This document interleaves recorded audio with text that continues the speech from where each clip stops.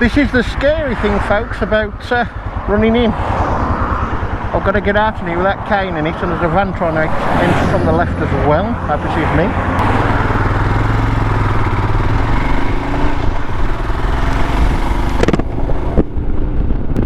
Seems that the canopy in the garage has upset the compass for now. I did try and set the clock properly, but I can't find out how to do it. I must say it's very comfortable. Just tried a new way of getting on. When it's on the centre stand, just climb on the left foot peg. I still caught the panniers with a boot. And then it's easy enough to rock it off, no problem. Now, I've got a theory on the one I had a test ride on compared to this one and the height. Maybe, one, there was some weight lost because of the non-standard end cam fitted. No panniers were fitted. There's a few other bits and bobs, but then the obvious one perhaps, the preload had been altered on the rear shock. Don't know for sure, but this one certainly sits more comfortably to straddle with your feet down and to sit on. I mean, I could go to sleep, like, it's comfy. No, it's not a gold ring, but obviously it's more comfortable than smelly. Keep it on the speed. There's trouble now for that the next week and a bit. I've got to keep me on the speedo, which you should do anyway, of course, but it's quite difficult not to be glued to it. But anyway, we'll take it easy. Yeah, I think I've upset the mode for the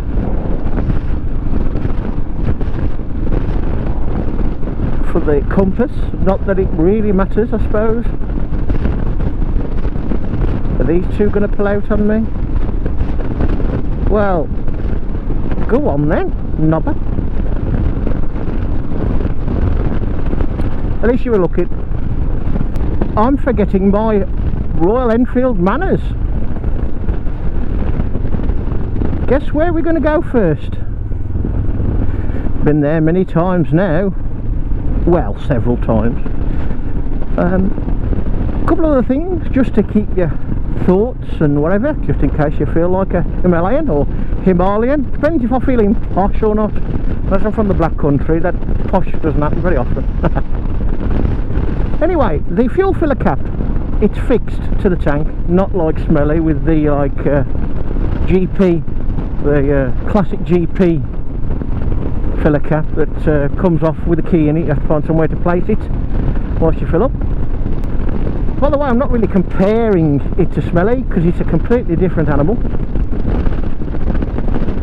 It's just that showing you the differences between the two. So we're going to go off to the factory site, not the factory anymore, of course. We've got to take a picture of this one on the factory site, but of course this has no link to the factory other than Royal Enfield, whereas Smelly does have a link in the fact that it replicates to an extent the style, certainly, and perhaps a little bit more go, of the original Continental GT from 65 to about 67, 68, something like that, I think. So we're going to go there first, take some snaps. From there we're going to head east.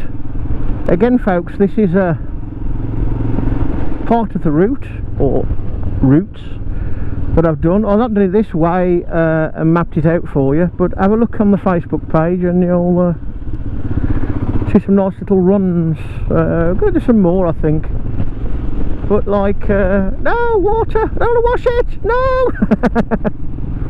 Actually, one thing about the book that I like, it says fairly early on in the handbook, do not wash the bike with soap, do not wash or polish your paintwork, I think it says, as a little only with water. But reading on further on, it gives you washing instructions, and it means really in relation to the matte black finishes, not to use polish on them, because it'll make them glossy. I like the end result sometimes if I get it right, which ain't very often, but Oh, by the way, we just passed under the Licky incline. 1 in 37.5 if I remember correctly, for about 2 miles again if I remember correctly. Used to bank anything up there in steam days. Anything more than 150 tonnes in train weight was banked up there. Watched a video once about it, if you're into that sort of thing, railways. And the commentator said, I think it was Stevenson, it's certainly Brunel, I think Stevenson, but I'm not too sure, said it was impractical, that incline. And then it went on, this is like the early 60s, says here's 2 or 3 pannier tanks proving them wrong. Well, if it took 2 or 3 pannier tanks to bank a train up the Licky, it was impractical.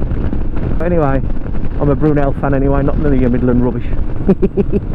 Regarding the height, and when I mentioned all about the possible alterations for weight differences and maybe a tweak of the preload on the one I had a test ride on the rear shock, preload on the rear shock.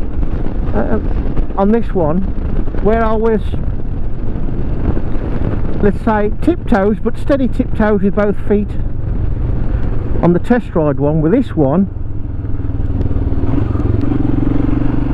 both feet are almost flat. The heel's just a shade off the floor, just a shade, I mean really the shade. So that's a lot better in my book. This is Hewell Road, Redditch.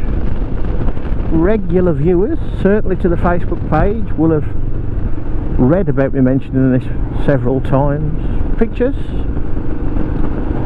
occasional routes of late. I did actually want to pay a visit with a bit more reasoning than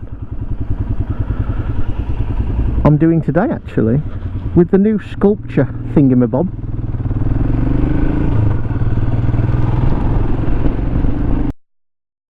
That there is the part of the old canteen, built in 1950. There we are, business park. There's the new sculpture.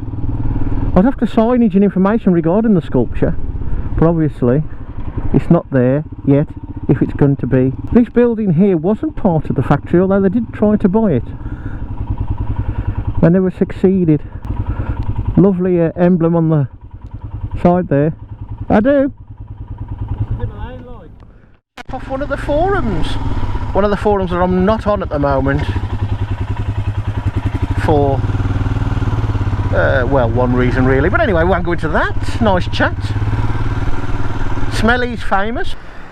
Right, let's try and get a picture of Webley by this. Be a bit of a shame when that tree grows up, mind, blocking the sculpture a bit.